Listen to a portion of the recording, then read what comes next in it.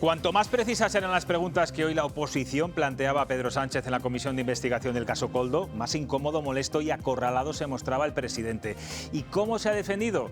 Pues atacando al Senado, al PP, con actitud displicente, calificando esta comisión de circo y recurriendo al clásico "no me consta". Lo único claro que hemos obtenido de este interrogatorio es que él también cobró dinero en efectivo por gastos del PSOE. Sánchez no ha salido tan victorioso como otros ministros y ha mentido en algo tan obvio como que su relación con Koldo García era muy anecdótica, ha llegado a decir, pese a que le custodió los avales y le dedicó páginas y páginas de su manual de resistencia. Hoy Sánchez acudió a la comisión para cerrar un capítulo y ha salido dejando el libro más abierto que nunca. Y lo que es peor, no hemos visto a un presidente dispuesto a aclarar, sino a resistir a toda costa. Aquí arranca Cuestión de Prioridades.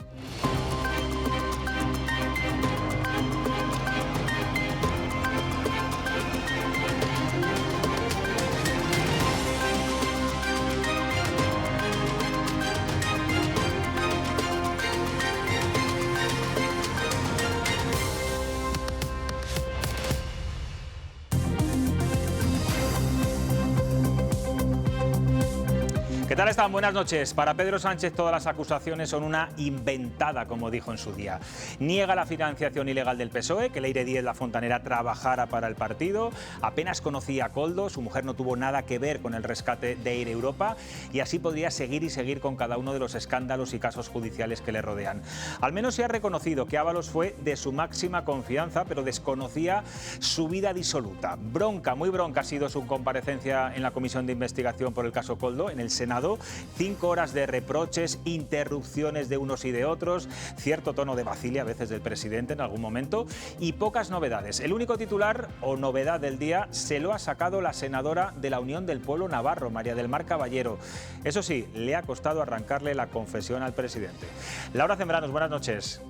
Buenas noches, José Luis. Hasta 7 veces le ha tenido que preguntar la senadora. Sí, es que era la primera de la sesión en preguntar al presidente y la que más le ha puesto contra las cuerdas. María del Mar Caballero, la senadora de Unión del Pueblo Navarro, quería ir al grano, respuestas concretas y le ha repreguntado las veces que hiciera falta. Ha insistido especialmente en saber si Pedro Sánchez había recibido dinero en efectivo. Después de muchas preguntas, conseguía una leve afirmación. ¿Ha recibido alguna vez algún pago en efectivo en su partido en sobres? Es un partido que tiene una financiación absolutamente limpia. Sí, pero la regular, pregunta era muy concreta. Sin duda. ¿Usted ha recibido alguna vez un pago en efectivo? Estoy intentando responder. El Partido Socialista tiene una financiación absolutamente legal, pero, garantizados con si la no le trazabilidad. importa, es que luego ya iremos viendo los gastos. La pregunta es, ¿usted ha recibido alguna vez algún sobre en metálico? ¿Le puedo responder? Si me Sí, deja? pero es que la pregunta no es cómo es la financiación del Partido Socialista y si es legal o no. Yo le estoy preguntando solo una cosa concreta. Señoría, estoy intentando poner la respuesta No, el contexto, en un contexto. es que el contexto ya lo tengo. Si sí o si no. Y si recuerda cuándo y si recuerda por qué. Les cuesta entender, después de haber utilizado dinero negro, la diferencia entre el dinero negro y la utilización de dinero en efectivo. Volviendo a la pregunta, ¿sí o no? En ese contexto, en ese marco de financiación absolutamente regular, le tengo que decir que estoy convencido de que en alguna ocasión he podido liquidar gastos siempre contra factura, que Sí. es lo que se ha dicho por parte de otros responsables como secretario general del Partido Socialista. O sea que sí. ¿En el pensión cuántos iban? ¿Quién iba en el periodo? No. Pues, señoría, depende del día. Pues ya ve, carcajada del presidente y de todos los senadores socialistas. Bueno, pues más duro si cabe ha sido el interrogatorio del PP a Sánchez. El elegido ha sido Alejo Miranda, un rostro casi desconocido para la opinión pública que ha intentado acorralar al presidente. Sánchez ha aprovechado para cargar contra él, contra Amazon, Ayuso y Feijóo, como si el objeto de la comisión fuera la oposición.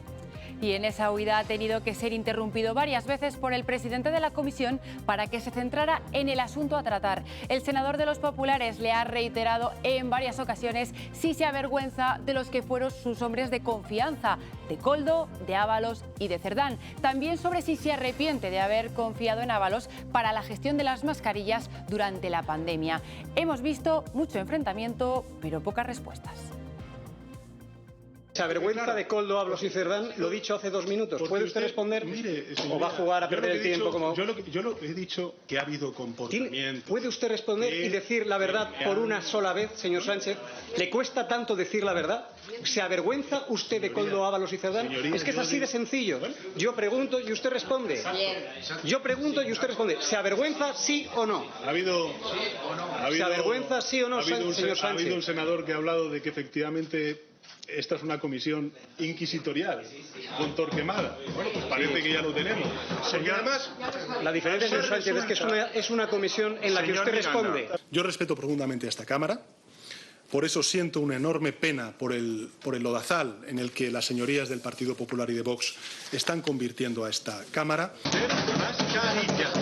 ¿Conocía usted a Víctor de Aldama? Yo no conozco ni he tenido relación con el señor. ¿Han estado nunca reunidos? Responda en los términos de esta comisión de investigación. No solamente, se señor agradece Sánchez. mucho la imparcialidad, de nuevo, del presidente. Lo que se agradece mucho es que usted reconozca que está acostumbrado a otra Cámara donde usted le hace señales a la presidenta del Congreso para que le dé la razón en lo que usted quiere. ¿Vivía su hermano en Elvas? Sobre los contratos de mascarilla. No, si vivía su hermano en Elvas. Si el presidente no quiere responder a esa pregunta, es su decisión. Que conste en acta.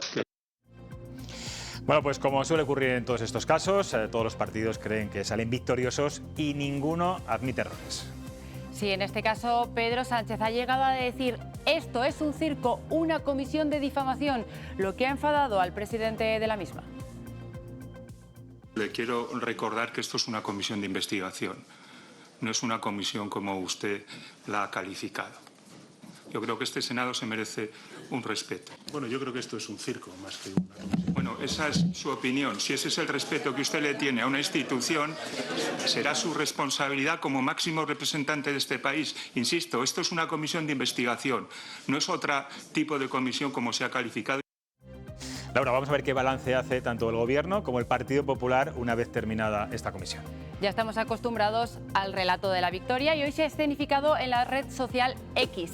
El presidente del Partido Popular sacaba pecho citando algunas frases de Sánchez que se han repetido, como el no me consta o no lo recuerdo. Feijóo considera que no puede seguir gobernando porque le debe su silencio a Ábalos y a Cerdán. Y en el otro lado, mensaje victorioso también desde la cuenta del ministro de Presidencia. Félix Bolaños cierra su mensaje recordando que el presidente es honesto y califica de encerrona la comisión del Senado. Asegura que ha habido acoso, violencia verbal y grosería en la sesión. Bueno, pues vamos a analizar este asunto. Es el primero que tenemos de portada hoy en Cuestión de Prioridades y para ello nos acompaña Rafa Daniel, Franca Velasco e Ignacio Miranda. ¿Qué tal? Buenas noches. Hola. Os voy a pedir un primer titular de lo que ha pasado en esta extensa comparecencia de 5 horas. Rafa, bueno, yo ¿con qué te quedas? Creo que pierden los ciudadanos, ¿no? Que somos los que tenemos derecho a oír las explicaciones del presidente del Gobierno. Yo no sé si gana el PP o gana Pedro Sánchez, ¿no? Lo que sí he visto es un poco una actitud bastante chulesca del presidente del Gobierno y ha perdido la oportunidad, que no es una oportunidad, sino es una obligación de responder a algunas de las cuestiones que se han suscitado durante estos últimos meses y que sustentan pues la suficiente, por lo menos sospechas, para pedir explicaciones, ¿no? Y ha perdido una ocasión de oro. ¿No te atreves a mojarte quién ha ganado y quién ha perdido? Bueno, es muy difícil que Pedro Sánchez pierda, ¿no? Porque una persona que está acusando a un senador de que está leyendo, ¿no? La intervención y a los 2 segundos lo hace él, pues claro, Pedro Sánchez dice una cosa y la contraria con una facilidad pasmosa. Entonces, pues igual que hoy ha dicho que es un circo el Senado, pues mañana puede decir que es un concierto de ópera, ¿no? Al final es verdad que miente con muchísima facilidad, tiene una capacidad para decir lo que le conviene en cada momento, que es realmente pues, un activo político para él, ¿no? Franca, tu titular, ¿cuál sería? Bueno, es que nos pides un titular de una titular cosa... desarrollado. A ver, él no ha dicho un titular, así que yo me voy a permitir no decirlo No, tampoco. el primero, que pierden los ciudadanos, ¿eh? Ya. Venga, pierde los ciudadanos, Rafa Daniel, 2 puntos. Franca, Pues yo creo que esto es Ay, no sé cómo describirlo, porque es verdad que el Senado siempre es menos visible para la ciudadanía, porque normalmente vemos más lo que sucede en el Congreso. Pero el Senado en los últimos tiempos, yo no voy a decir que esto es porque lo controla el Partido Popular, ¿eh? Dios me libre, pero sí que es verdad, a ver, no voy a decir un circo, porque si no me diríais que soy sanchista, pero sí que creo que es una cosa bastante dura de ver. Hoy, pues es que, a ver, dice Rafa que no ha dado explicaciones, algo de eso has dicho. Yo creo es que no le han dejado, porque hemos escuchado al portavoz del Partido Popular, a este señor Alejo Miranda, que era yo pregunto, usted responde, yo pregunto, usted responde, yo pregunto, usted responde, o sea, como 3 veces seguidas, con lo cual no le dejaban hablar. Entonces, ¿qué explicaciones vas a dar ahí? Yo creo que ha dado las que Hombre, debería, pero también... Sí o un no, que es lo que le preguntaban. A ver, pero si no le dejan, ¿sabes? Si es, yo pregunto, usted responde, pero sí o no, yo pregunto, usted responde. Me parece súper agresivo. Es verdad que eran preguntas muy cerradas, muy concretas. Es verdad también... Pero que no le dejaban hablar. Que se lo preguntaban como demasiado rápido y no había esa opción, ¿no? Pero bueno, si se quiere responder, se responde, eso está claro. Bueno, pero yo creo que esta comisión iba del caso Koldo y al final allí ha salido hasta el baúl de la Piquer, o sea, ha salido todo. Creo que el tono es tan bronco que ni siquiera puedo decir que la ciudadanía pierde, porque es que ni tenemos.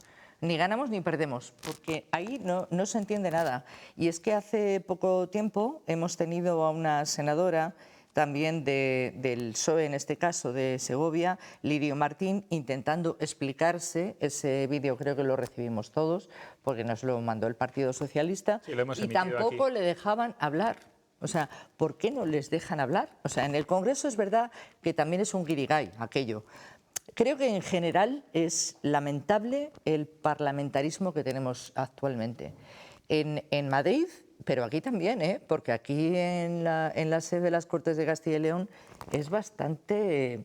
Es como una merienda de indios que al final no te enteras ni de qué está diciendo uno ni de qué está diciendo otro. El tono es tan bronco que me da muchísima pena lo que estamos viendo actualmente. Ignacio. Yo diría que ni fondo ni formas. Fondo porque no ha servido para esclarecer prácticamente nada de la verdad. Ha estado constantemente con evasivas, llevándose el asco a su sardina con el no me acuerdo, no me consta o no que yo recuerde, que ha sido otra respuesta bastante habitual. Y luego coincido con lo que dice Franca en la pérdida progresiva del nivel dialéctico y de las formas, que me parece particularmente preocupante. Es decir, un presidente de gobierno no puede decir que aquello es un circo o que es una comisión de difamación, pero tampoco puede llegar un senador de Vox por Extremadura y empezar a vender su discurso y sacar a relucir la central nuclear de Almaraz. Es que no es el momento. Es decir, estamos en una comisión de investigación política que tiene que ventilar lo que tiene que ventilar. O sea, no puede ser un tono mitinero que permita, de alguna manera, sacar toda la artillería dialéctica para descalificar al contrario.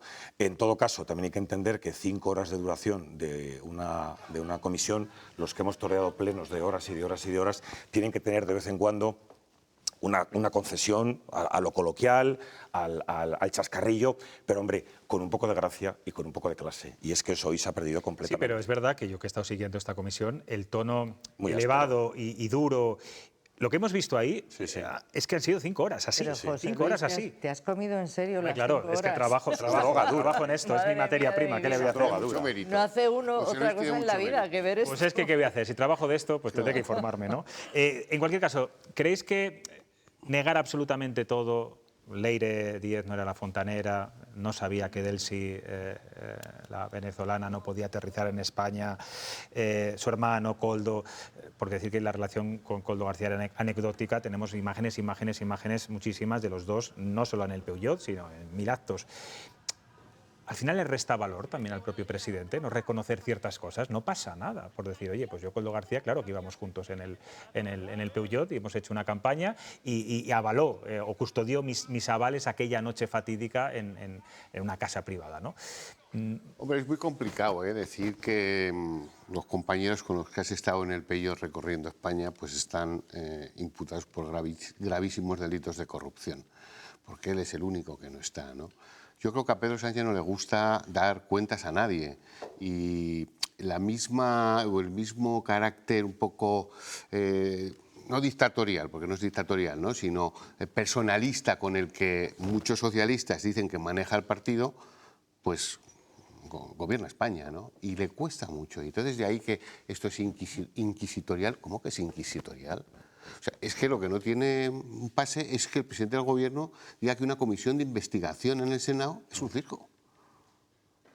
A ver, respeto institucional. Violencia verbal, decía Félix Bolaños, el ministro de Justicia. Sí que ha sido, no me digáis que no. Bueno, ¿no? pero Rafa? lo podemos decir tú y yo, pero no lo puede decir el presidente del ¿Pero por Gobierno qué no? en esos A ver, términos. Pero fíjate, lo acaba de yo decir, creo, ¿no? lo acaba de decir José Por respeto Luis. a las instituciones. Pero si es que esto no es respeto a las instituciones. Ah, ¿no? Sí, yo Una creo cosa, Hombre, una cosa ese es el la Senado, institución. una comisión de investigación. Una Como cosa es la secretario del institución y el presidente del Gobierno, que es él, y otra cosa es las personas que forman parte de esa institución, ¿no? Estaréis de acuerdo conmigo.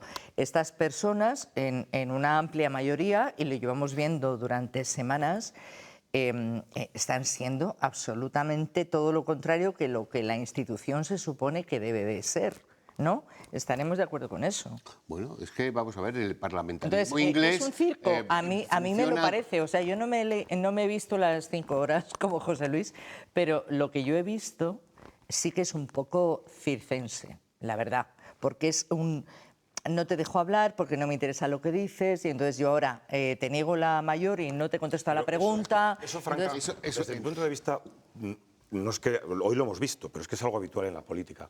No, Se ya, gobierna, pero se no- gobierna pero para no el tan titular y habitual. para... No, se No- gobierna, no tan ahora mismo habitual, se gobierna Ignacio, para o sea, el clic. que tú y yo hemos para el compartido clic, una sí, institución pero nos y no vamos era quedando- esto, Sí, pero era otra época y otro estilo. Se gobierna para Pues el por clic, eso te digo. se gobierna para el clic, se gobierna para el titular, se gobierna para el digital de cada momento. Entonces, incluso para el voto de esta noche o de mañana... ¿Te refieres a los medios? En general, sí. Es decir, se está haciendo política desde mi punto de vista para llevarse el clic, el me gusta, el efectismo inmediato. No hablo ya del cortoplacismo y del electoralismo que está muy de moda. A Es ver. que ya probablemente en el guión de hoy de Sánchez, sus asesores han prestado mucha atención a cómo vamos a salir, cómo vamos a calibrar ver. 5 horas de comparecencia para estar constantemente alimentando la atención de los medios. Pero yo creo que hoy... Es muy difícil, ¿eh? Hoy el objetivo, o sea, para los medios, o sea, para los partidos, de cara a los medios, no era el Partido Socialista el que tenía intención de vender nada hoy. O sea, si Sánchez se hubiera podido evitar esta comparecencia, evidentemente lo habría hecho. No era de su gusto, ¿no?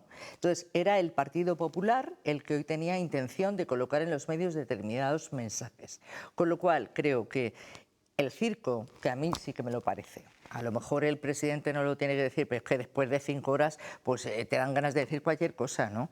Pero yo creo que el objetivo hoy de que en determinados momentos de este debate, bastante circense en mi opinión, saliera en los medios de determinada manera, era un objetivo del Partido Popular. Pero fíjate, Franca, o sea, no es que él dijera Fíjate, Franca, que es un que va en el circo para cargo, que saliera en Franca, los es que va en el medios. cargo. Si uno es presidente del Gobierno, pues Sí, sabe sí, que a ver, tiene que tener un pero uno control. es persona Lo que también. no puede ser es que Uno es persona. los partidos de la oposición o la prensa pues actuemos como si fuésemos del grupo parlamentario socialista y alabásemos lo que dice el señor presidente. Eso va en el cargo y si estás, pues sabes que tienes que atender esas cosas y hoy era el momento de dar explicaciones y en mi opinión Pero las ha dado no las ha dado. cuando le han dejado, No las ha dado. Porque es Bueno, que no le dejaban. Bueno, yo tengo más dudas casi que certezas después de escucharla. En cualquier caso, el único titular que ha dado, que es verdad que lo ha arrancado y se lo ha arañado UPN, es el de reconocer que él también ha recibido dinero en pedazo efectivo. de titular. Bueno, es decir, A es ver. la única novedad que podemos decir y ahí están todos los titulares de todos los medios de comunicación.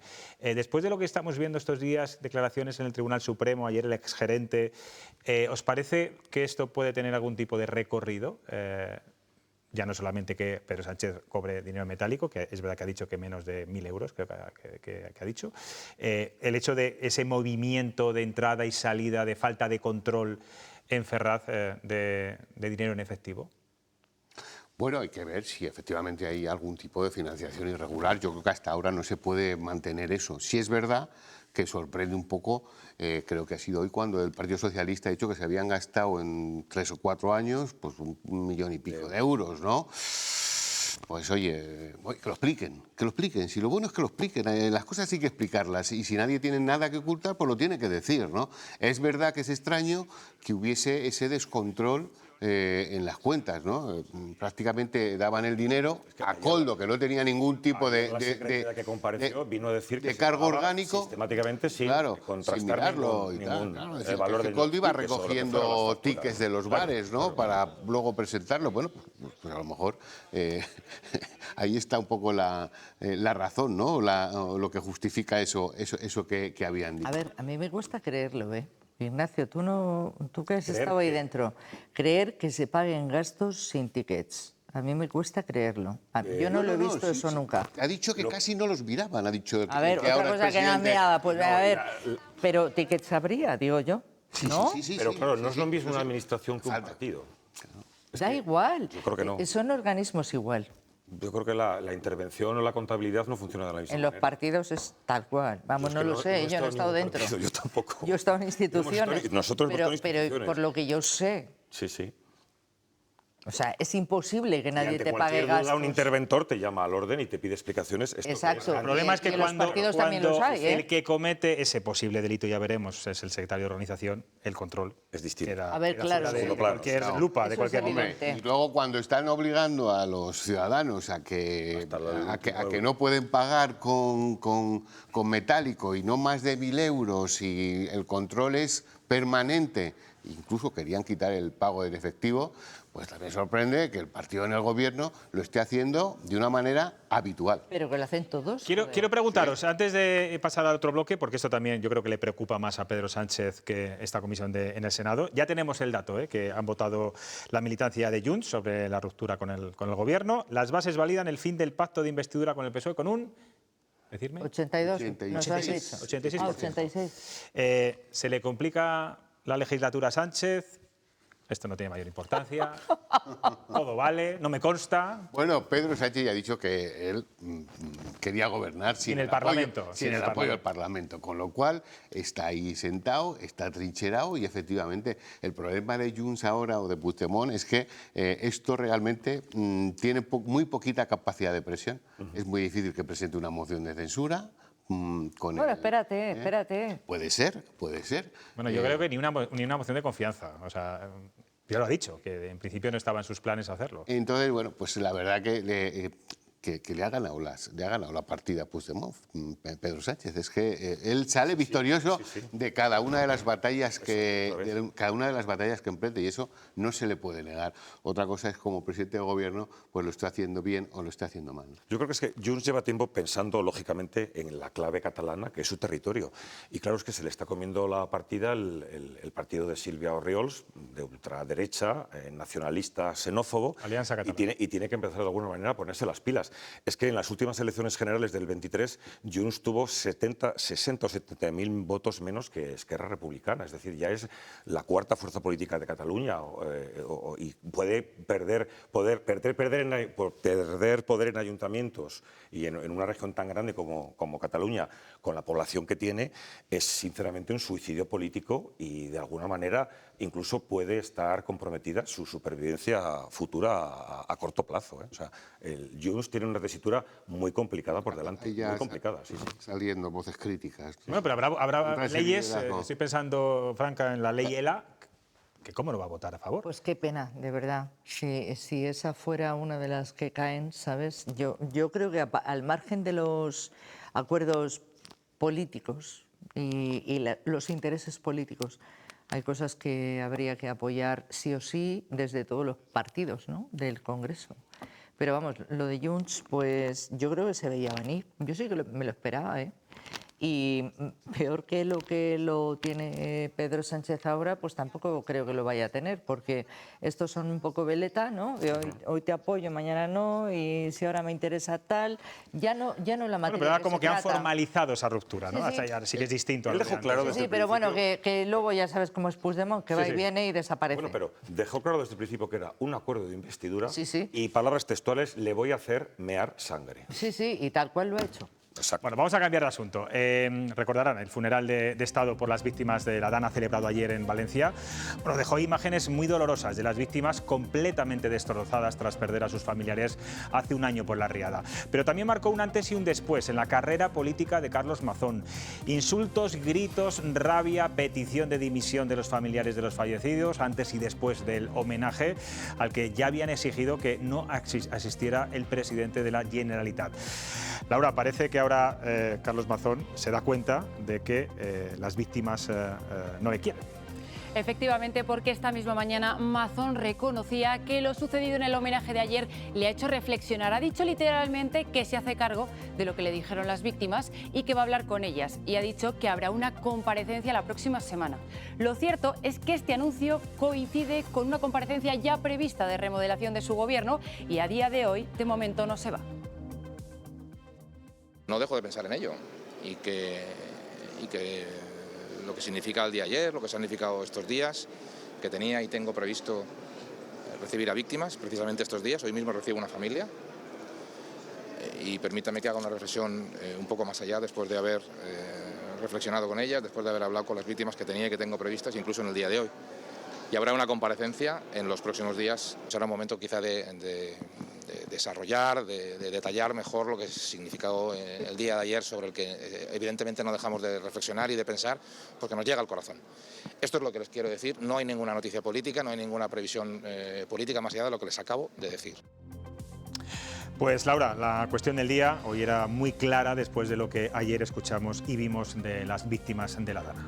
Sí, porque después de escuchar ayer los insultos a Mazón y de cómo le pedían su dimisión las víctimas, les hemos querido preguntar precisamente eso, si debe dimitir. La respuesta de nuestros espectadores ha sido contundente. Casi el 90% opina que sí, que Mazón debería irse.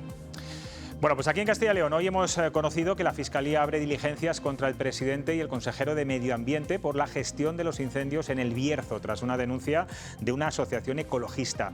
Laura, ¿qué ha respondido el Gobierno regional? Pues ante esto, el consejero de Medio Ambiente, Suárez Quiñones, asegura que la Junta ha actuado de forma correcta ante los incendios y que dará las explicaciones que sean necesarias para justificarlo. El consejero recuerda que se produjeron en circunstancias imprevisibles y que ya se han tomado decisiones para mejorar. Trataremos de explicar cómo la actuación de la Junta ha sido correcta, la actuación de los medios ha sido correcta y adecuada, y lo que ha habido pues son circunstancias absolutamente imprevisibles y que, bueno, incluso pues hemos tomado ya, aunque ha pasado poco tiempo, todas las decisiones para aumentar la capacidad y tratar de enfrentarnos a ellas si vuelven a producirse. Por ahí sigue la bronca interna dentro del Partido Socialista por las palabras de Carlos Martínez en León cuando se refirió al nombre de la comunidad y a la copulativa que separa a las dos regiones en tono de broma. No ha gustado nada a los leonesistas y tampoco al alcalde socialista de la capital, que carga contra la portavoz adjunta en las Cortes, la también leonesa Nuria Rubio. Menudo cisma hay montado entre el PSOE autonómico y el leonés. Podemos decir que ahora mismo no hay muy buen ambiente entre algunos de los miembros del PSOE. Es algo que no es nuevo porque antes incluso de que se produjeran esas declaraciones el pasado fin de semana, ya el propio alcalde de León había rechazado asistir al acto de Carlos Martínez que tuvo en esa ciudad. Hoy lanzaba esta crítica hacia miembros de su partido. Muchísimos militantes del Partido Socialista que han manifestado estar menos cómodos que la señora Rubio en las Cortes de Castilla y León, ¿no? Se dijo lo que se dijo, es un sentir que tiene una parte importante de la ejecutiva o del nivel autonómico de nuestro partido, esta situación de no querer entender como mínimo lo que es nuestra realidad, lo que es nuestro derecho, lo que es nuestro deseo, y eso para mí me preocupa, porque una cosa es que no lo puedas compartir, pero no respetarlo bajo ningún concepto lo voy a permitir y a consentir, porque las faltas de respeto que se le hacen al alcalde de León se le hacen a todos los ciudadanos. Bueno, pues poco tiempo lleva Carlos Martínez como secretario autonómico del PSOE y ya ha tenido que pedir 2 veces disculpas públicamente. La primera fue cuando se subió al papamóvil con una escobilla de váter en un pueblo de Soria, y la segunda es por este asunto que le ha creado un grave problema a León. En esta ocasión, esas declaraciones en las que hacía referencia a decir Castilla-León en vez de Castilla y León le han costado un nuevo disgusto. Martínez finalmente ha tenido que pedir disculpas, reconoce que no pretendía ofender, solo luchar por un proyecto común y confiesa que tendrá que tener más cuidado con estas cosas. Siento, desde luego, la sucesión de acontecimientos que han derivado de algo que ni tan siquiera fue chiste, ni mofa, ni ninguna falta de respeto, entiendo yo, a la sociedad leonesa. Lo que yo estoy poniendo encima de la mesa es la necesidad de hacer un proyecto colectivo. Soy consciente de que muchos, ¿no?, en esta campaña electoral en la que ya estamos inmersos, van a aprovechar cualquier resquicio. Voy a tener que, en primera persona, de dejar de ser tan ingenuo en muchas de las cuestiones. Franca, te ríes cuando dices lo de ingenuo. ¿Tú crees que va a aceptar el alcalde de León y los leonesistas las disculpas de Carlos Martínez o ya llegan tarde? Yo es que de verdad le veo y digo, pobrecito mío que tenga que pedir disculpas por chorrada tal cual. O sea, no hay... es que has dicho que esto había creado un cisma en el PSOE de Castilla y León. Lo has dicho tal cual, ¿eh? Entre el PSOE de León y el PSOE de Castilla y León, ya te digo yo que sí. Yo creo que el PSOE de Castilla y León es uno.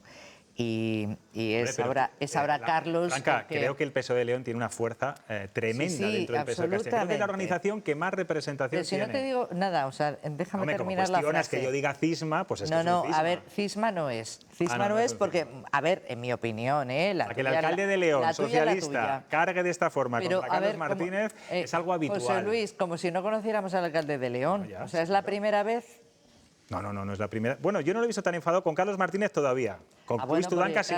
Con Luis Carlos Tudanca Martínez es nuevo, ¿sabes? Pero conocemos todos, creo, al alcalde de León, político que me merece mucho respeto, pero igual que Carlos, igual que casi todos, alguno no tanto. Pero yo creo que lo que ha hecho Carlos, o sea, lo hemos hecho todos en alguna vez, ¿no? Porque dices Castilla y León... Yo soy el primero y lo digo todos los días en este programa, la copulativa no la acabo de pronunciar bien. Sí, yo soy, fíjate, yo soy muy de Castilla y de León, porque sí reconozco... Bueno, lo que pasa es que son dos Franca, por comunidades. aclarar, no solamente fue que no dijera la copulativa, sino que luego... En tono de broma dijo, habrá que decir Castilla y León y Burgos y Soria y Segovia. Eso es lo que yo creo que ha molestado sobre todo a los leonesistas. Bueno. Él es muy municipalista, como ha dicho desde el principio, entonces es Castilla y León y Palencia y Burgos y Soria, es verdad. Creo que es evidente que él no tenía intención de ofender a nadie, y mucho menos a los leoneses. Ya no a los leonesistas, sino a los leoneses, porque son parte de la comunidad tal y como la conocemos ahora, que es discutible, a mí me parece discutible. Yo creo que esto deberían de ser dos comunidades y que esto es un apaño que se hizo en la época aquella y que ahora mismo no tiene mucho sentido. Yo creo que si cualquiera de nosotros vamos a León... ¿Estás en contra de la comunidad? No estoy en contra de... Pero ¿cómo vas a estar en contra de la comunidad? O sea, es que eso no es apelable, o sea... Me puede gustar o no. Yo te digo que yo creo que hay una comunidad que es León y además es histórica y desde hace muchísimos siglos, y otra es Castilla, y entonces, bueno, pues se nos ha juntado en el sistema autonómico. Puede haber muchas personas que se sigan sintiendo no representadas por la Junta de Castilla y León, por la Comunidad de Castilla y León, en la provincia de León, creo que no tanto en Zamora y menos seguramente en Salamanca, pero vamos, de esto a hacer un cisma, pues a mí no me lo parece. A mí me da mucha pena verle pedir disculpas por eso. O sea, seguramente que habrá muchas más... Pues porque ha provocado un cisma, Franca. Si no hubiera provocado un cisma, no pediría perdón. Si no tuviera importancia, no pediría perdón. Pero como sabe que esto ha metido la pata, aunque te insisto, creo que es una torpeza, que ayer se dijo aquí en esta mesa. No tiene mayor historia ni mayor interés. Pero fíjate, que el cisma lo ha creado. Pero es que tenemos otros muchos políticos que han hecho cosas muchísimo más graves, el último al que acabamos de ver en el vídeo anterior, que no han pedido disculpas todavía. Entonces yo creo que este señor hay que ponerle en un pedestal. Yo creo que probablemente lo que le pasa a Carlos Martínez es que aún sigue en modo alcalde. y Sí, no tiene también. la visión de comunidad que es necesaria. Y me sorprende en él porque es un tío que ha echado los dientes en política, es que lleva toda la vida viviendo de la política y del partido, cosa que no se puede decir del alcalde de León, por cierto, que a mí me parece que como todo el buen político del PSOE leonés tiene una base muy leonesista, pero me parece un tío serio, un tío coherente, un alcalde que defiende su ciudad por encima de las indicaciones que pueda aportar el aparato del partido, y además me cae bien porque se enfrentó a Koldo cuando visitó hace tiempo. Y Ábalos le amenazó y tuvo Sí, a mí los redaños de parra en los pies. Me caía bien de antes, pero a partir de ese momento más. A mí me parece un tío, sinceramente, de lo mejor que tiene el PSOE de Castilla y León. Es cierto que Carlos Martínez, en ese sentido, creo sinceramente que aún no se ha quitado la boina de Soria y tiene que empezar a ver... Uy, qué mal va a sentar eso en tiene que Soria. empezar a ver... No, y me ¿Ves? encanta ¿Ves? Soria, me encanta Soria. Lo acabas de liar. Me encanta Soria, pero hay que mirar más hacia el oeste y no solo hacia el este, que es Zaragoza. Y hombre, ha sido alcalde, ha tenido varias mayorías, por algo será, ¿no? Eso no se gana evidentemente de un día para otro, pero creo que hay que pensar más un poco con la óptica regional y puede que sea donde está fallando. Rafa, ¿es ingenuidad, como decía él, o quizás es desconocer las sensibilidades de cada una de las provincias, sobre todo de León, que las tiene muy claras? Hombre, es ingenuidad, ¿no? Lo que pasa es que yo creo que al final la visión esa de alcalde que decía ya Nacho, que no se ha quitado, es que no sé si se la quiere quitar, ¿no? A mí la sensación que me da Carlos Martínez cuando le veo es que está obligado. Forzado A estar en un sitio. Y claro que no tiene una visión de comunidad, no tiene un proyecto de comunidad y la prueba es esa, ¿no? Que uno de los aspectos en los que yo no diría que son sensibles, ¿no? Pero que políticamente son más fáciles de utilizar, que es el leonesismo o la identidad agraviada, pues ha dejado que se lo metan un gol, porque ha sido el alcalde de León, pero podía haber sido la UPL perfectamente, haberle montado un disco. Claro, ahí dando disculpas, pidiendo disculpas, a mí me daba pena, ¿no? Pero no por eso, sino porque le veo con muy poco liderazgo, con muy poca capacidad de decir, bueno, me he equivocado, pero oye, no se ha enfrentado tampoco, no enfrentarse, pero no se ha puesto en una posición Bueno, pero es la forma de cerrar la polémica, ¿no? Ella ha pedido disculpas, ya está, no sigáis, que ya ha pedido disculpas. Veremos a ver si el alcalde de León permite... Él sabe que le va muy bien el leonesismo y él sabe también que ir contra el aparato también le viene bastante bien electoralmente. En estos momentos pero fíjate, también. a mí me parece una cosa diferencial entre Carlos y otros muchos políticos. Decía ahora Rafa, ha pedido disculpas, no se ha enfrentado, creo que lo has dicho así. Sí, ¿Por no qué la palabra te tienes que enfrenta, enfrentar? ¿no? Sino, o sea, es una cosa tan nimia que, bueno, pide disculpas y ya está, y a otra cosa, ¿no? Bueno, vamos con otro asunto. Conocíamos esta tarde esa investigación de la Fiscalía al presidente y al consejero por los incendios tras la denuncia de un grupo ecologista. Pues yo no sé si le veis mucho recorrido o no, o es en el caso del Bierzo, de los incendios del Bierzo, Ignacio. Presentó Vox en su momento una denuncia a finales de agosto también por la muerte yo juraría que no sabemos qué ha pasado con ella. Como ha comentado el portavoz, no sé el recorrido que tendrá. Entiendo que es parte de lo normal cuando se han producido 3 fallecimientos, pero yo creo que en este caso, con independencia de las responsabilidades penales que pueda tener la acción de la Junta, hay que volver a todo lo que estuvimos diciendo en esas semanas de fragor. Es que puede, y lo conoce perfectamente Franca por su libro de las bomberas, ¿puede un operativo enfrentarse por más medios que tenga, humanos y técnicos, al fuego voraz que hemos vivido este verano en muchísimos puntos de la comunidad? No. ¿Qué es lo que está fallando fundamentalmente? La prevención. Y hay que insistir en eso. Estamos ante fuegos de quinta generación que, como dicen los expertos, son bombas atómicas.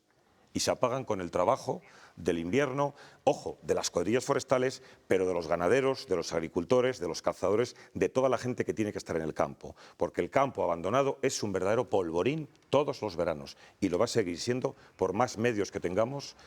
Puede venir un regimiento, puede venir una división, podemos montar lo que queramos. No vamos a poder y tendremos cientos de miles de hectáreas y fuegos que duran semanas, como ha pasado en agosto. Y con lluvias como las de esta primavera, más. Franca, Rafa, ¿cómo lo veis? A ver, acaba de decirlo Ignacio perfectamente, o sea, es la prevención. Entonces, el tema está en que estamos buscando de qué manera podríamos haber evitado lo que ha pasado este verano. Y lo que ha pasado este verano es muy similar a lo que pasó en 2022. De hecho, hubo el mismo número de muertos. Ignacio ha dicho 3, han sido 4, igual que en 2022 fueron 4. Pero además se han quemado, pues creo que este año, más hectáreas todavía de las que se quemaron entonces. Entonces, ¿dónde está el sistema para parar esto? En la prevención. Entonces, la prevención, ¿qué supone? Pues que tienes que tener bomberos y agentes, bueno, los agentes medioambientales son funcionarios, con lo cual van a estar ahí, pero tienes que tener bomberos propios o subcontratados, pero lo menos subcontratados posible, si puede ser, es decir, un operativo público durante los 12 meses, trabajando, que es lo que lleva pidiendo la oposición y especialmente, tengo que decir, el PSOE desde hace años, y los propios bomberos y los agentes medioambientales también lo piden, y eso es lo que no hicieron Mañueco y Quiñones. Es decir, firmaron un acuerdo con los sindicatos en septiembre de 2022 que no se ha cumplido. Ese acuerdo no se ha cumplido. La mayor parte de los medios de prevención no están en invierno. Es decir, sigue habiendo contratos de 3, de 5, de 6 meses, bueno, en teoría, pero de 12 es muy difícil que los tengan. La mayoría no. Entonces, ese acuerdo con los sindicatos no se ha cumplido. Este verano ha vuelto a pasar lo mismo que en 2022 y sigue la misma situación en el operativo de prevención, como dice Ignacio, y de extinción. Con lo cual, ¿quiénes son los responsables? Pues son Quiñones y, como máximo responsable de la Junta de Castilla y León, Mañueco. La Fiscalía lo que hace es incoar un procedimiento de investigación acerca de qué ha pasado, en base a lo que se delimita por esta asociación del Bierzo solo a la provincia de León. Pero por lo que yo sé, esto se puede extender a toda la comunidad autónoma. Ahora, lo que hay que dilucidar es que son 8 supuestos posibles delitos, que son prevaricación omisiva, omisión del deber de socorro, delitos contra la ordenación del territorio, homicidio por imprudencia y muchos otros. Rafa. Lo difícil es que se pueda demostrar esto con pruebas. Bueno, a mí me parece muy bien que se investigue. Yo soy partidario de que haya comisiones de investigación, que actúen los tribunales, a diferencia del gobierno que enseguida se enfada porque un juez abre diligencias o toma declaración a la mujer del presidente del gobierno o al hermano. No, hay que investigarlo, y aquí la Fiscalía pues que investigue. Efectivamente, el problema o uno de los problemas de los incendios es la prevención, pero la prevención no se debe limitar o no se puede limitar solamente a tener una serie de efectivos más cuantiosos o menos cuantiosos. La prevención, fundamentalmente, y lo ha apuntado Ignacio, es permitir que en el medio rural haya actividad agrícola, haya actividad ganadera, haya actividad cinegética, hay una gestión del monte que muchas veces por ciertas políticas que en algunas ocasiones vienen de Europa y otras veces no vienen tan de Europa. Hemos tenido a la vicepresidenta que hemos tenido hasta hace muy poquito, que se fue a Europa. Todo eso convierte efectivamente el riesgo de incendios en un problema.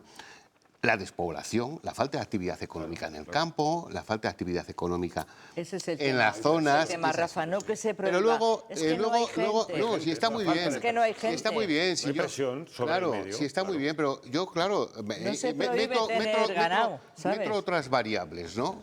Castilla y León, no sé si es la primera o la segunda región europea con más superficie forestal. Bueno, pues también va a tener que ser siendo hora de que el sistema de financiación autonómica reconozca eso. Ojo, y aporte dineros para eso. Que se vea lo forestal como un recurso. Está muy bien. Ojo, que se vea lo forestal como un recurso en el campo. Es que los montes, por supuesto, cuidados, pero es que fíjate tú, mira, yo he mirado un poquito cuál era la asociación que había presentado la demanda. Que me parece, insisto, perfecto, estupendo y además que se tenía que generalizar este tipo de cosas. Luego habrá que ver también que habrá que pedir la repercusión económica que tiene de la utilización de los recursos públicos, a lo mejor en demandas que no tienen sentido, ¿no? Pero por ejemplo, esta asociación se opone a la red de calor de Ponferrada, a la utilización de la biomasa. Es que se oponen a una serie de cosas que dice, bueno, está muy bien ese carácter ecologista, pero vamos... ¿Pero qué tiene que ver eso con que no haya bomberos limpiando el monte en invierno? ¿Cómo que no hay bomberos limpiando? Que no lo hay, que no los hay. Claro. ¿Quién ha dicho que no los hay? Pues yo te lo digo. Pues ahora mismo vete a la fiscalía y di, no, es que no hay bomberos limpiando. Pero solo con Pero que no hace falta que lo diga yo, pero es que los estás escuchando a ellos en los medios de comunicación. Ellos que se van a la calle cuando termina la temporada de peligro alto, que es ahora. Bueno, si se aprueban los presupuestos, el operativo forestal va a ser público, que eso yo creo que es una de las peticiones de los bomberos forestales. Ojalá. Eso sería una buena noticia. Quiero preguntaros por Mazón, ¿a qué espera para dimitir? Yo no sé si creéis que en esa comparecencia que anunciaba lo va a hacer, porque yo creo que crea unas expectativas, no sé.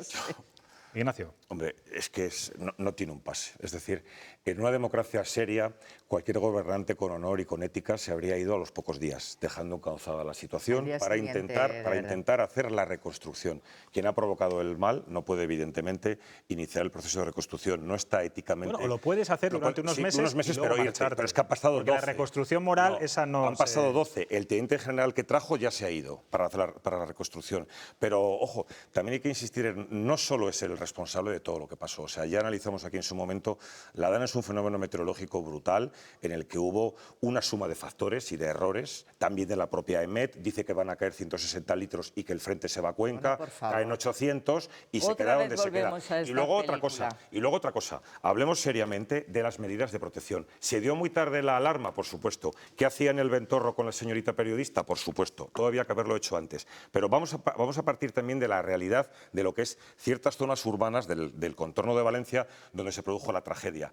Ayer dijo la alcaldesa de Paiporta que hay 2.000 viviendas de planta baja ocupadas todavía, en zonas inundables. Sí, volverá a pasar. Y si un señor mayor no va nadie a sacarle, aunque le avisen por teléfono, va a morir ahogado porque no tiene una azotea a la que subirse. Entonces, también, claro, es que se ha construido en zonas inundables, no se han levantado las casas lo que se debería haber hecho por razones de seguridad, el urbanismo feroz de los años del ladrillo ha tenido también mucho que ver. Esto no es de un día, pero desde luego el que no puede estar ahí en ningún momento un día más es él. Yo fijaos, ayer cuando le veía en el funeral de Estado, en ese acto homenaje, con los insultos, duros insultos de los familiares, le llamaban rata, pedían su dimisión. No me extraña, la verdad. Y enfocaba en la cara de Mazón, yo decía, pero si es que ya no es una cuestión política, es una cuestión de humanidad. Sí. O sea, ¿cómo puedes estar tú soportando?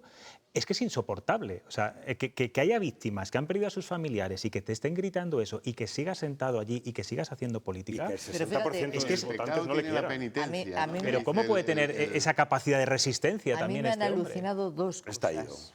Una, que diga ahora que va a empezar a reflexionar. Después de una... Pero vamos a ver, ¿y a qué estabas esperando tú? No has reflexionado hasta el día de hoy. O sea, es que yo y aparte, no duermo, Franca, no te tienen que decir ahí a las víctimas dimisión. Desde el primer día sabías que las víctimas no te querían ahí. Claro. Pero no le quieren ni sus votantes. Es que el 60% de los votantes del PP de Valencia no le quieren. Yo no duermo porque se me ha olvidado meter en un Excel no sé qué dato.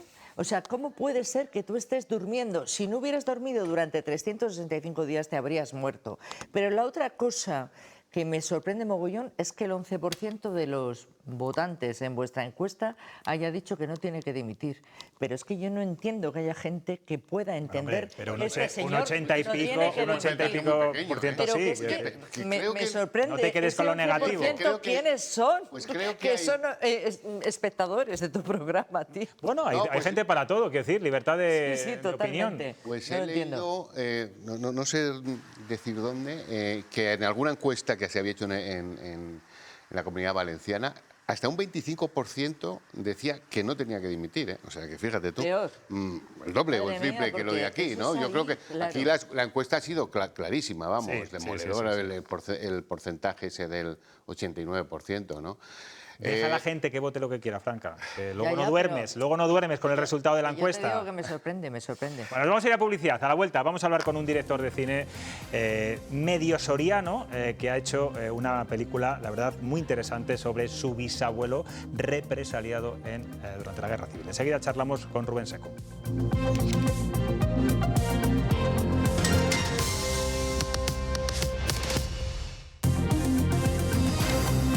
Pues seguimos en cuestión de prioridades. Estamos en plena celebración de la Seminci en Valladolid y quiero que vean el tráiler de esta película.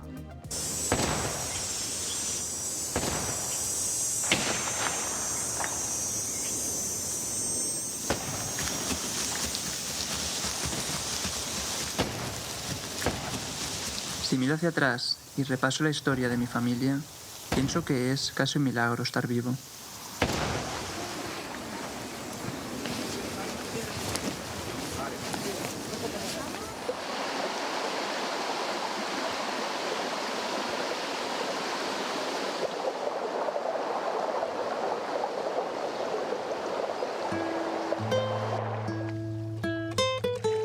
La memoria familiar es el hilo invisible que teje nuestra identidad. Y el acto más radical de resistencia es simplemente no olvidar.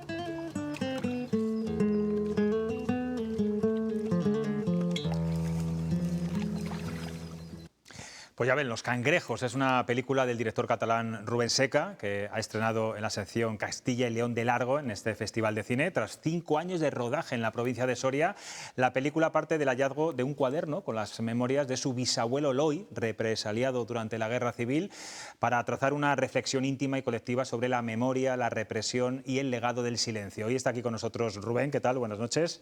Buenas noches, gracias por la invitación.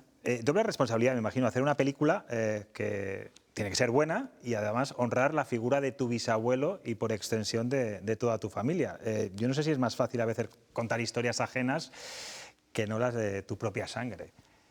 Claro, es mucho más personal y te toca mucho. Y en este caso además son mis familiares representando a otros familiares, ¿no? O sea, mis tíos y primos de Soria aparecen en la película interpretando a otros familiares, ¿no? Y eso hizo del rodaje una cosa muy, muy emotiva, ¿no? Y bastante distinto a lo que estaba también habituado yo mismo, ¿no? Claro, porque son actores también, eso, como dices, algunos familiares tuyos que interpretan a sus antepasados. ¿Cómo viviste este proceso y qué ventajas y retos supone, bueno, para un trabajo que la propia familia esté delante de la cámara? Claro, por un lado hubo el reto de que necesitaba filmar a mis primos cuando todavía no habían pegado el estirón y tuve que ir corriendo en 2019 a filmarlos. Y claro, es un proceso súper cercano, ¿no? El estar ahí dirigiendo a tus familiares es como... Hay el cariño, ¿no? de intentar también filmarlos desde el respeto, que todo quede ahí bien. Y sobre todo el honrar, ¿no? a nuestros otros familiares, ¿no? El sentir que realmente se está plasmando ahí la historia familiar, ¿no? Esta película ha sido rodada íntegramente en la provincia de Soria. Soria capital, Ágreda, Duruelo de la Sierra, Almazán, etcétera, etcétera. ¿Cómo viviste el rodaje en estos lugares y qué te aportó, bueno, pues eso, revivir la historia de tu bisabuelo en su propia tierra, además? Bueno, he de decir que ha sido un regalo descubrir desde un punto de vista cinematográfico toda la provincia de Soria, porque, por ejemplo, el otoño es una poesía enorme, ¿no?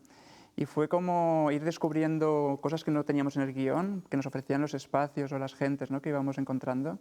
Y fue como un proceso de descubrimiento y de dejar mucho espacio al azar, ¿no? Sobre todo de dejarnos sorprender y ir construyendo la película a lo largo de estos 5 años, ¿no? Ha sido un proceso sobre todo dilatado en el tiempo, ¿no? 5 años, claro, es mucho tiempo, ¿no? Claro, no ha sido un rodaje continuado, sino que íbamos dosificando rodajes en distintas partes de distintos años, ¿no? Parte del rodaje, bueno, te iba a preguntar también antes que cuál es el mayor hallazgo que has encontrado a la hora de documentarte, porque claro, hablamos de libretos, de archivos, de testimonios, de sumaciones, también veíamos ahí imágenes. ¿Qué es lo que más te ha sorprendido y qué documento fue el que dijiste, venga, a partir de aquí yo tengo que honrar la memoria de mi bisabuelo? Claro, el documento del que parte todo es las memorias de mi bisabuelo, ¿no? Y descubrir ahí toda esta historia que yo no conocía y que nadie me había narrado, ¿no? O sea, me sorprendió mucho, ¿no? Ni que ni mi padre ni mi abuelo me hubieran contado al respecto. Pero luego en el proceso lo que más me impactó fue la exhumación, ¿no? No había presenciado nunca una y fue muy impactante el estar allí, ¿no? El cómo se van descubriendo los huesos, descubrir que algunos incluso tenían todavía cuerdas atadas, ¿no? Y la posición en la que habían sido enterrados. Y fue una vivencia, ya más allá de lo cinematográfico, muy impactante desde el punto de vista personal, ¿no? ¿Y estuviste en la exhumación de tu propio bisabuelo o no? No, porque mi bisabuelo es un caso de un superviviente, ¿no? De hecho, en el libro de memoria histórica aparece con el capítulo titulado así, un superviviente, y es lo atípico, ¿no? En este tipo de películas que le estamos narrando de alguien que sobrevivió, como excepción a muchos otros casos. Claro, en algún momento has dicho en alguna entrevista, lo tengo por aquí, que dices que, hablando de tu familia, que no te habían informado de nada, que, bueno, que ese silencio que mantenías con tu padre, con tu abuelo, que era como una especie de cicatriz que estaba ahí. Claro, ¿cuántas familias llevan todo esto en silencio y cuántas otras, bueno, pues quieren hacerlo público precisamente para denunciarlo? ¿Por qué crees que tu abuelo y tu padre se negaron a darte esta información y fuiste tú a través de esas memorias cuando te diste cuenta? No sé si lo has hablado con tu padre. Sí, más que mi padre, mi padre me contó que mi abuelo vivía con miedo incluso, ¿no? Ya en democracia, y era como un tema tabú del que tampoco quería hablar mucho y quedó ahí, ¿no? Supongo sobre todo de haber visto el miedo que había tenido mi bisabuelo, ¿no? Yo creo que al final si escarbamos en todas las familias hay casos, ¿no? Y creo que está bien que en el cine sigamos construyendo pequeñas historias familiares porque es la forma de completar un mosaico, ¿no? De todo un tema que creo que todavía está por sanar, ¿no? Claro, tú das en esta película voz a muchas historias silenciadas durante la guerra civil. Yo no sé si este era tu objetivo, me imagino que sí. Incluso también que la gente lo sepa, ¿no? ¿Qué ocurrió durante todos esos años, ¿no? Claro, yo partía de la historia familiar y inicialmente quizá iba a ser un cortometraje, pero luego fui descubriendo más cosas y luego di con el libro este, ¿no? De la represión durante la guerra civil en Soria, de dos historiadores, y allí hay muchísimos casos documentados, ¿no? Entonces vi muy necesario dar también cabida no solo a la memoria familiar, sino a la memoria colectiva. Y de ahí, claro, había muchísimos casos que se podían explicar, seleccioné unos pocos que me parecían o más cinematográficos o más simbólicos, y luego la película intenta dar voz incluso a las excepciones, ¿no? O sea, hablo incluso de algunos curas que se enfrentaron a los falangistas para salvar vidas, como ejemplo de que ojalá hubiera habido más excepciones como estas, ¿no? De las memorias de tu bisabuelo, imagino que manuscritas, ¿no? Sería una especie de diario, ¿no? Sí. ¿Qué es lo que más te ha sorprendido? ¿Cuál es esa frase que te ha dejado más impactado? No te sabré decir, lo que más me impactó fue la caligrafía, ¿no? Una belleza de que hoy en día ya no escribimos así, ¿no? Eso es verdad. En esta Seminci estamos viendo, bueno, pues muchas películas comprometidas con la memoria democrática, con el holocausto judío. Yo desde aquí bueno, recomiendo Frontera, que la pude ver el otro día, me parece maravillosa, o con el conflicto también entre Israel y Palestina. ¿Qué opinas de los que critican al cine por meterse en estos asuntos, por opinar públicamente sobre ciertos asuntos políticos? ¿Hablas de la manifestación que hubo aquí contra el festival? Por ejemplo, o también, en fin, gente que critica que el cine, en los Goya, por ejemplo, mande sus mensajes pro-Palestina y no lo haga en otros momentos, ¿no? Bueno, la expresión del cine respecto a la política. Yo creo que la Seminci ha dado aquí cabida a una película israelí de un director que siempre ha sido muy crítico con el Estado israelí, ¿no? Entonces creo que está muy bien darle voz. Es como si, por ejemplo, aquí en época franquista no hubieran dejado a Berlanga ir a festivales porque su país tenía una dictadura, ¿no? Entonces, creo que está bien que el festival haya dado cabida a esta película y desde mi punto de vista personal, pues obviamente condenar el genocidio en Palestina, ¿no? ¿Animarías a otros directores a que rueden en Castilla y León, en Soria, en nuestro mundo rural, que es bellísimo y se pueden hacer maravillas? Desde luego, creo que es el diamante en bruto que hay aquí en España por explotar desde el cine. Tiene parajes espectaculares y ojalá se vayan sumando más producciones, ¿no? ¿Rubén, has tenido ayuda institucional? Sí, contamos con la ayuda de la Junta de Castilla y León, de la Diputación de Soria, el Ayuntamiento de Soria, el Ayuntamiento de Duero de la Sierra, de Ágreda y de Almazán, ¿no? Al final con todo. Es una película de muy bajo presupuesto, pero sumando... El apoyo institucional es fundamental. ¿Qué edad tienes, perdona? 34. ¿Se puede hacer cine así con gente joven? ¿Hay futuro en el cine? ¿Crees que te vas a poder dedicar a esto, tal y como están las cosas? Espero que sí. Es un sector muy complicado, muy competitivo y precario incluso, pero con insistencia y resiliencia confiamos que sí. ¿Cuándo se va a estrenar en otros cines? ¿Las siguientes proyecciones? Sí. Ahora el trayecto es por festivales de todo el mundo, ¿no? Intentar posicionarnos por ahí. Y más o menos a partir del verano del año que viene, de 2026, la idea es estrenar en salas comerciales, ¿no? Aquí, por ejemplo, los Cinemercado en Soria seguro y probaremos en Castilla y León también salas, ¿no? Trataba de buscar antes la frase que te había escuchado decir en una entrevista. Decías que ni tu abuelo ni tu padre hablaban de aquella época y que en cierta forma heredó estas cicatrices familiares que nunca habían sanado. ¿Tú crees que tu familia ha quedado marcada por lo que le pasó a tu bisabuelo, precisamente por ese silencio, hay como un antes y un después, una puerta que se ha cerrado? Sí, desde luego que había quedado marcada, pero creo que mi película ha sido un proceso sanador, no solo para mí, sino para toda la familia, ¿no? Ha sido muy bonito, ¿no? El poder hablar cosas que no se había hablado nunca en familia, en casa, todo, ¿no? Y ir sacando anécdotas. Yo tuve que también estar ahí contrastando informaciones. Bueno, fue todo un proceso muy bonito. La verdad que sí, que ha sido sanador a toda la familia. Rubén, tengo aquí a 3 periodistas que también te van a hacer preguntas. Vale, perfecto, claro que sí. Ignacio. Buenas noches, Rubén. Has comentado antes que te gustaron mucho los paisajes otoñales de Soria, pero ¿cómo fue la relación con el paisanaje? ¿Cómo se implicaron los vecinos de los pueblos donde estuvisteis? Mira, te voy a decir una anécdota preciosa, que es que yo en el guión había puesto en Duero de la Sierra, qué bonito sería encontrar al nieto del alcalde, ¿no? Pongo un poco la explicación. En Duero de la Sierra hubo un alcalde saliente de la República que se puso al frente de los falangistas y también el entrante, ¿no? Y los dos alcaldes defendieron a todos los vecinos diciendo que eran gente honesta y salvaron todas las vidas, ¿no? Allí. Es un caso emblemático que me parecía muy bonito para la película. Y yo en el guión había escrito, ojalá tener al nieto de uno y el nieto de otro allí, ¿no? Fue bajar del coche, la segunda persona con la que hablamos era el nieto de uno de los dos. Y fue como, wow, gracias a Zar, ¿no? O sea, Y han participado en la película, claro, entiendo, claro, ¿no? aparecen ahí en la película, sí, sí. Pero bueno, ¿ha habido mucho extra, digamos, de No, en los pueblos? No, no muchos, pero donde hubo este tipo de azares, obviamente los quise sumar, ¿no?, a la película y sí, sí. Hombre, claro, imagínate. Sí, sí. Blanca. Rubén, enhorabuena y gracias por hacer películas como esta. No sé si esta es tu ópera prima y la pregunta lógica que te voy a hacerte yo aquí, que estoy en medio, es si tienes otro proyecto ya en mente y sobre qué va a ir. Pues sí, es mi ópera prima y bueno, justamente este verano estuve ya en Soria rodando un cortometraje también sobre un tratante de animales, que ahora mismo estamos como montándolo. Y a nivel de largometrajes tengo ya 2 o 3 en camino, ¿no? Tengo uno, el que está más avanzado, es uno que también llevaba ya 6 años rodando, al final tengo aquí procesos largos con las películas, que es sobre un inventor que es un genio, que está construyendo su propia casa bioclimática y autosostenible en medio de un núcleo urbano, ¿no?, que lo hace muy especial. Y es un genio, su casa es más un invento que una casa y está como haciendo las casas del futuro, ¿no? Entonces creo que este documental podrá visibilizar otra forma de hacer, otra forma de vivir. O sea, que está basado también en un hecho real, perdona. Perdón, sí, Blanca. ¿Perdón? Está basado también en un hecho real. Es un personaje que he estado yo durante 6 años filmando, ¿no?, todo este proceso. Qué bueno, enhorabuena. Y un catalán, yo sé que con orígenes sorianos. ¿Por qué te gusta tanto rodar en Soria?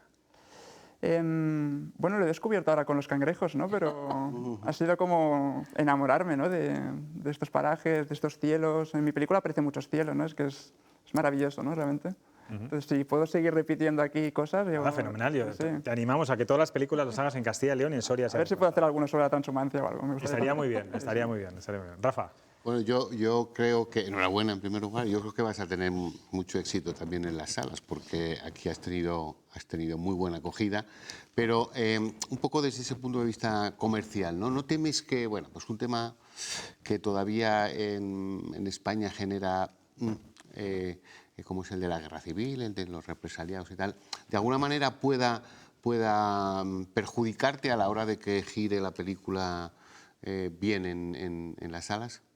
Bueno, por el tema en sí no me preocupa. Es más el hecho de que es una película de cine de autor, es un documental y hoy en día la distribución de este tipo de películas es más complicada, pero tiene su recorrido. Al final es buscar salas más pequeñas de cine de autor, acompañadas de coloquio, y creo que en ese sentido puede hacer su trayectoria, ¿no? Luego, por el tema, me pasó que algo muy bonito, es que al acabar la proyección se me acercaron, estuve 1 hora y media en el hall hablando con gente, se me acercaba, mi familia tiene esta historia, mi familia la otra. Creo que al final es un tema que, quieras o no, toca muy transversalmente, ¿no? Y no creo que sea un tema que tampoco genere interés. Al final, hace pocos años ganó el Goya el documental del silencio de los otros, ¿no?, que también va de este tema. O sea, creo que es un tema que es más actual de lo que pensamos, ¿no? ¿Te gusta más echar la vista atrás a la hora de ser más creativo en el cine o Bueno, te diría que uno de los temas capitales de mi obra, en todos los cortometrajes, todo es la memoria, ¿no? Entonces sí, sé que estáis siempre un poco el mirar atrás y recordar, ¿no? Pues Rubén Seco, triunfa mucho. ¿Qué te está pareciendo la Seminci, por cierto? Que es la primera vez me decías que asistías. No, estoy disfrutando muchísimo de ver películas y la programación es increíble, así que espero que sea el primer año de muchos. Bueno, pues seguramente que te volvamos a ver por aquí. Muchas gracias por estar aquí en vuestra. A vosotros, de verdad, muchas gracias. Os voy a contar una cosita que me acabo de enterar, que es que hay un tuit de Sánchez, de Pedro Sánchez, haciendo publicidad a la cuenta de Instagram de sus gafas, de la comisión de investigación, que se ha puesto gafas por primera vez. No sé si habéis visto alguna vez con gafas. No. Las cogía, se las ponía, bueno, pues está haciendo publicidad de ellas. Rafa, Franca, Ignacio, gracias como siempre. Como todos los jueves a estas horas, me voy a charlar un ratito con nuestro ilustrador y viñetista Chema Nieto.